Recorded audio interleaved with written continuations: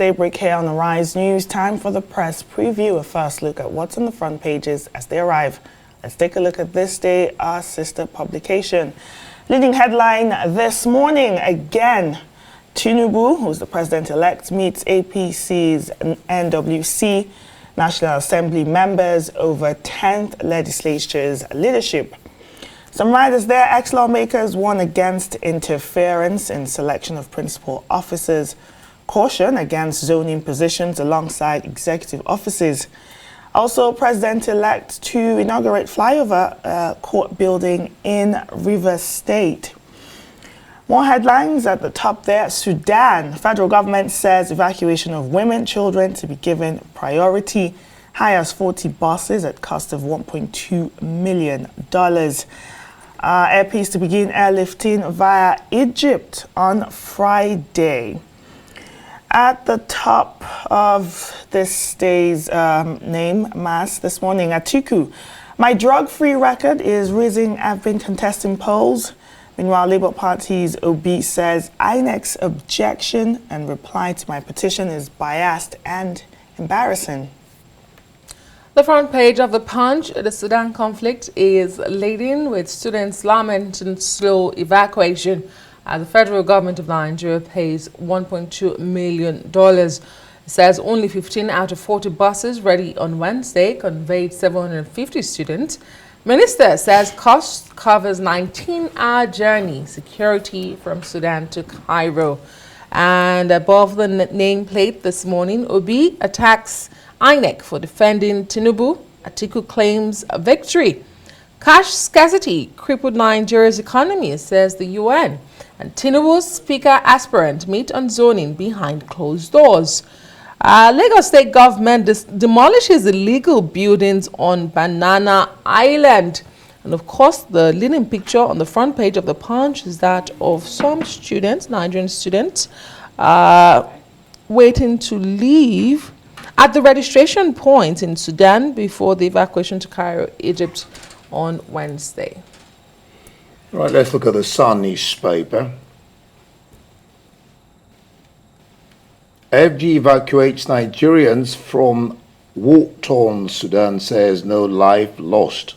Spends $1.2 million to hire buses. Instructs diplomats to remain on ground to oversee the exercise. All right. Appeal court orders relocation of a Boeing election petition tribunal to Abuja. There you see a picture of Ojo Zakalo meeting with Tinubu in his house before he moved to the defense house. Presidential poll, again, Atiku will be attack INEC. Tinubu, Atiku pays Carlo condolence visit over his wife's death. Tinubu, Carlo hold meeting in Abuja. I remain best candidate for Senate President, says Chief Whip of the Senate. Asset forfeiture, Governor Bello floors EFCC as court strikes out suit. And then, of course, April 30, May 15 delivery dates for Lagos Ibadan Road, Second Niger Bridge. This is coming from the federal government. The Guardian Nigeria this morning, leading story on subsidy. Marketers in limbo over implementation of $15.1 billion FX demand fulfill importation. That's on page 6.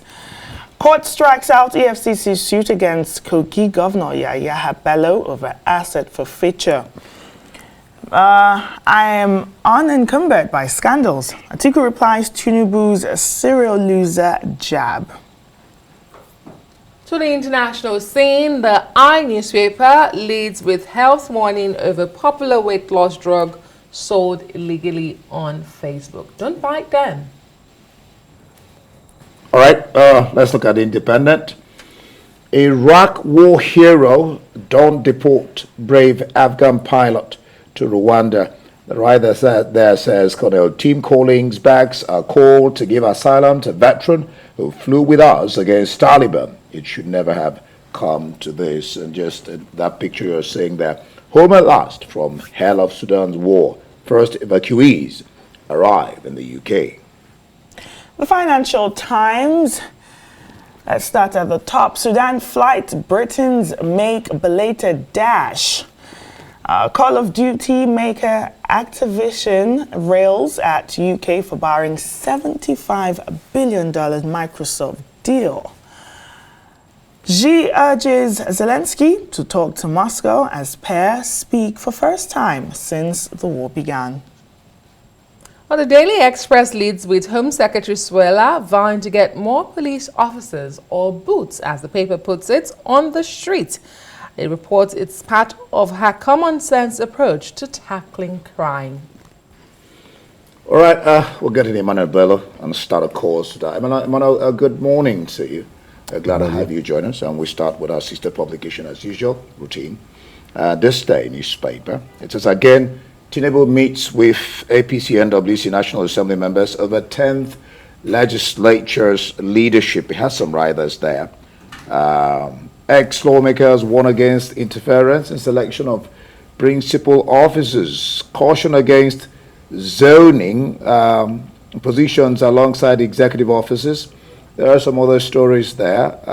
The Sudan FG says evacuation of women, children, their priority, to be given priority. And then on the top master of the paper, Atiku, my drug-free record is freezing. I've been contesting polls. Obi, INEC's objection reply to my petition, biased and embarrassing. That's coming from Obi. So, your take on these three stories? Well, they're all interesting stories, but I think the one that everybody's glued to and watching very keenly, yes, is the evacuation, of citizens from Sudan. Thankfully, it's also on the front page of this day, but of course, the lead story there captures what's going on in politics now, which is Tinubu is back and he's torn between two set of pressures. One is pressure for appointments of all sorts with people running, especially the ministerial appointment. There isn't much noise about that, but that is going on. A lot of lobbying is going on. Groups, individuals. There's this rush for lobbying to be ministers or to be anything in his government. It tells you how deep-seated some of the problems of always looking onto governors or a government for a government appointment for people to even just basically is this how that happens elsewhere in the world. These are not the sort of stories you get after election. Those things are done almost seamlessly without so much noise. Probably the president already by now should have known those he's going to make ministers or so. But this slows down everything as usual. And then, of course, even the leadership of the National Assembly is an issue. You would think that a serious campaign should have actually already, done all of that. But these are the same kind of intrigues, year in, year out. Who becomes the Senate president? Who is going to be in the speaker? And now the legislators have said that they don't want anything that is going to interfere with that process. They don't want the executive,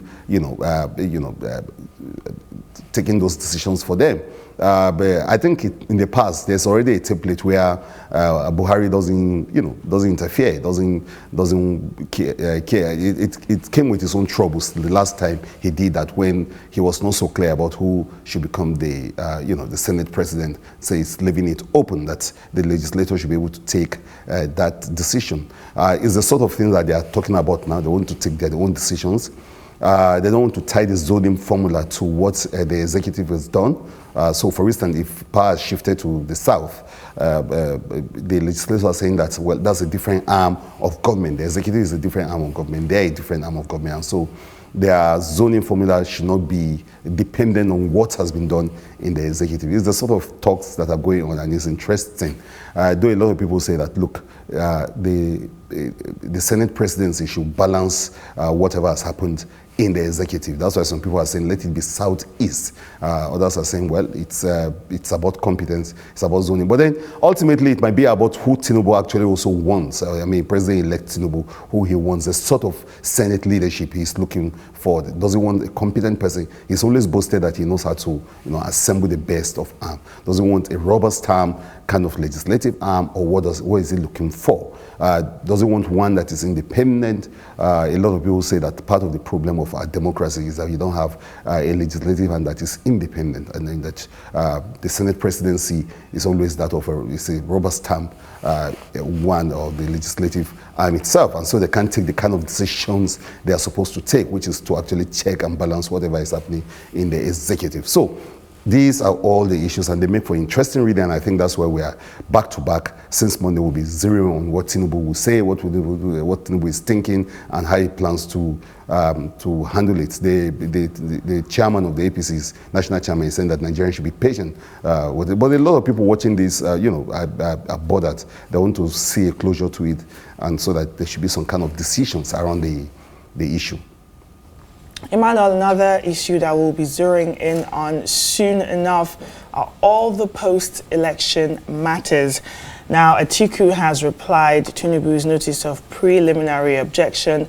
He says, "My drug-free record is the reason I've been contesting polls." He also says he doesn't have any sort of identity issues as opposed to the president-elect Tinubu. You also have Obi replying, INEC, saying INEC's objection really is just embarrassing. I'm sure you've seen those replies. What are your thoughts on both the Labour Party's reply and Atiku, the PDP candidate?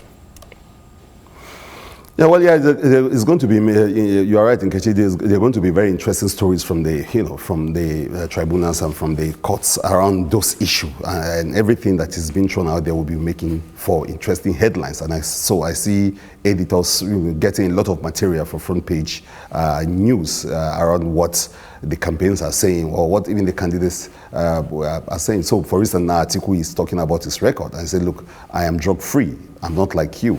And that is why I've been running for office.